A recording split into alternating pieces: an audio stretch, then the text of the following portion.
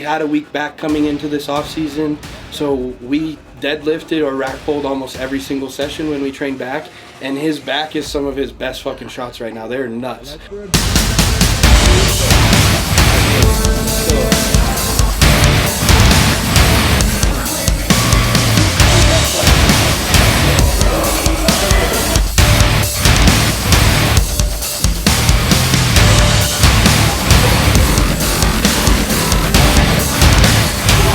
So that's not a weak point anymore. I know when he turns around, he's gonna beat a lot of these guys in the back shots, guys that have been pros for a while. So that's one of the things. I think his back is gonna catch a lot of people, and you know, they always say shows are won from the back, so I think that's a big deal.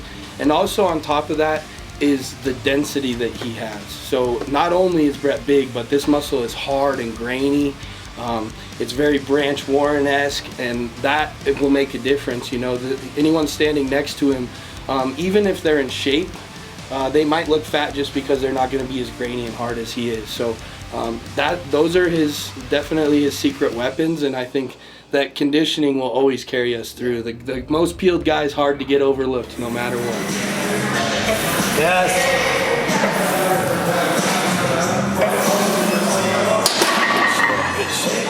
Usually we start with chest and then finish shoulder, so it's kind of different for us because now we're getting into the chest.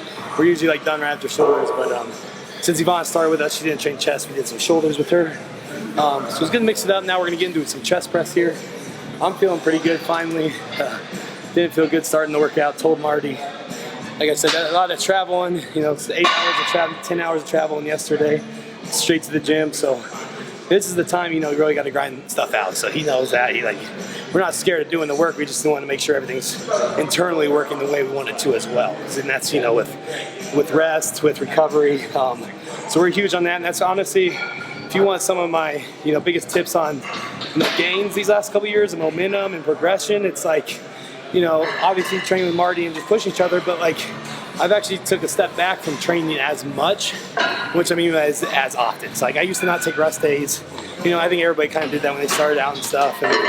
And like even, you know, I even ran that a little too long, but once I realized, you know, if you're truly training full out intensity, you have to take rest days, you have to listen to your body. And so still, you know, not only learning that, but, you know, but perfecting that. And we're really good at that. And like you can see, we always look fresh. We always, you know, we're always moving big weight, and that's because we're fresh. So today is definitely like, I'm feeling it coming back to me. And then we can just keep rolling from here. You're only as good as your ability to recover. Yep. Me too. Good. Yep. Yep. Yep. Come on. Here we go. Now we go. Good. Yep.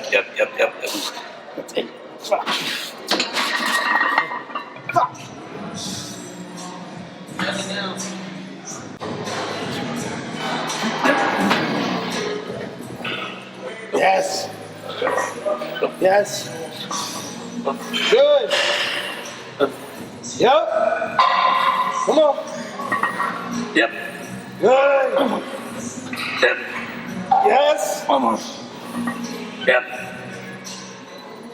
Oh. Yeah, I got heavy. Okay. I'm glad I wasn't the only one because I thought that shit was heavy as fuck. What happened, Martin? It killed both of us. I wasn't the only one that died. Thank God. We definitely want that. We're pushing limits. We know where we're at strength-wise. And obviously, too, this is a little bit different for us because usually we're attacking this before delts, not after delts.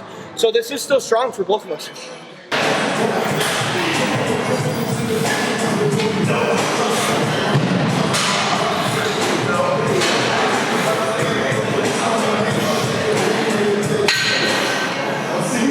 I think, yeah, if you qualify for the O, like, we gotta go. You know what I mean? Especially that obligation. Oh, absolutely.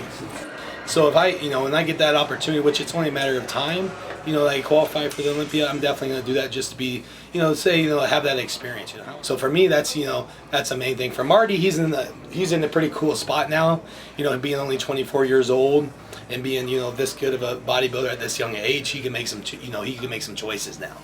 People like Phil Heath didn't go to the first couple Olympias they qualified for. I think he has a little bit of a different mindset. He just, he's just trying to get up there and, show everybody what he's about. So we'll see. But the cool thing is, like, he has those choices now. And these next couple of years, we're going to see some really cool things from Martin. And, we're going to see amazing things. And I'm really excited to be a part of it and, kind of watch his journey unfold. Yeah, man, I think, honestly, I haven't put any thought into that because my Olympia is the Texas Pro. Right. Okay. And so until I win that, it won't even be talked about. I think, after that show happens, we'll sit down, Brett and I will, with Nelson, and, we'll make a decision on that. I think, obviously, being 24, it'd be cool to get on the stage. The youngest to be on the Olympia stage in modern era bodybuilding is Dallas McCarver. He was 26 years old, and for me to beat that is kind of something that I put in my head a long time ago.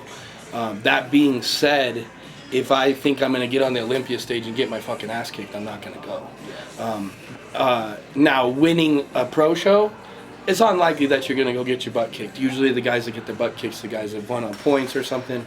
But yeah, man, I'm not going to go to the Olympia unless I win a show. But I right now, my Olympia is the Texas Pro, and my mind's not on anything but that. For me, that's the big check, that's the winner, that's the everything take all home. So it's 25 pounds of tissue in 1 year I put on since I've been down here in very similar condition. And this is just the first year that we've been training together. So it's only going to get bigger, it's only going to get better.